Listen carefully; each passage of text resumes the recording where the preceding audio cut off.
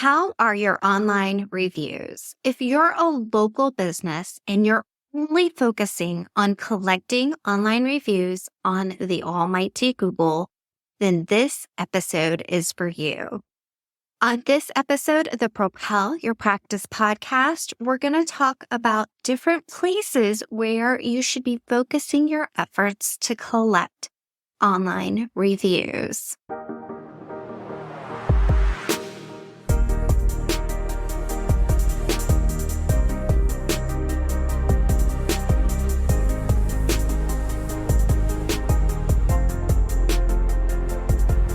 Hello, and welcome to the Propel Your Practice podcast. I'm your host, Darcy Sullivan with Propel Marketing and Design. On the Propel Your Practice podcast, we talk about actionable strategies clinic owners and local businesses can take to help them improve their overall online brand positioning. And today we're talking specifically about online reviews for local SEO. Does your company have a plan in place to collect reviews? Are you only trying to collect reviews on Google, or are you trying to collect reviews on other sites? Today, we're going to chat about the importance of online reviews, where you should focus your efforts to collect those online reviews. So first up, I think most people understand the importance and the power that is behind online reviews. They really do reflect people's decisions on if they should come in to see you if you're a clinic owner, or if they should do business with you if you're a small business. And the data behind this really is so compelling. Let's look at some statistics. The statistics that I'm going to share are from explodingtopics.com, and they are current for 2023. I'll include the link to this in the show notes for your reference. 93% of users say online reviews have an impact on their buying decisions. Nearly half of all internet users post online reviews every month. 81% of consumers use Google to evaluate local business. Yelp receives 26,830 new reviews per minute. Hold on, I'm just going to repeat that crazy number again. Currently, Yelp receives over 26,000 new reviews per minute.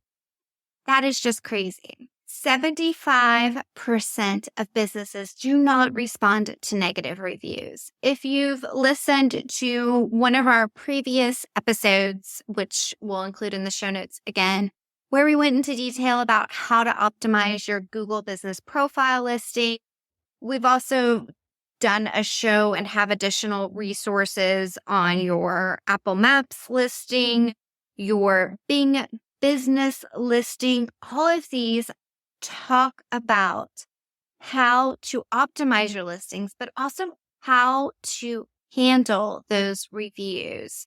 If you do receive a negative review, you do want to make sure that you take the time and energy to look into the review, see what happened, why it was negative, reply if it's appropriate, or report if it's inappropriate. Now, there are a ton of online review platforms out there, and we're going to talk about some of the bigger ones here. But in the beginning, I gave that little teaser of, I hope you're not just collecting your online reviews on Google. And we're going to go into where the other locations are that you should consider including collecting reviews. Now, the big ones collectively are for review sites: Google, Yelp, Facebook, TripAdvisor, and of course, Google is the clear winner. I mean, Bright Local has the statistic of 81% of customers use Google to evaluate a local business. I think we all can agree that Google really is the big and mighty here. But this is really what I want you to take in and understand, that it isn't an end all be all when it comes to Google. There are other places where people go to get information about your reviews. And there are other sites and sources that pull reviews that are not from Google. What do I mean by this? What I mean is that your Apple Business Connect place card, that's what controls your Apple Maps listing, pulls reviews from Yelp. Then you have your Bing listing, which is your Bing Places for Business listing, and it pulls reviews from Yelp and from Facebook. So you want to, of course, focus your energies on collecting reviews on Google, but also consider the fact that you want to collect them from a few other locations. And again, those include Yelp, Facebook, and there might be some other specific industry review sites that you might want to consider. So as you go out and collect your reviews, make sure that you're not directing every single person to Google and that you're spreading out the online love and collecting some of the reviews in other locations as well.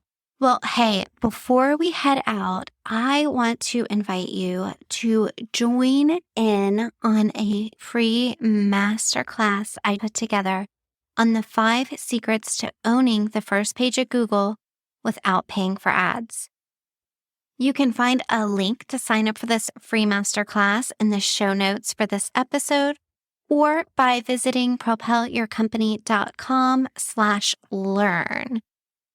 During this workshop, we do a deep dive into strategies to help you improve your online presence, including your Google business profile. That's what used to be called the Google My Business listing and what controls the Google Maps section, along with how voice SEO plays a big role in today's search and where you should be focusing your efforts online for the biggest impact.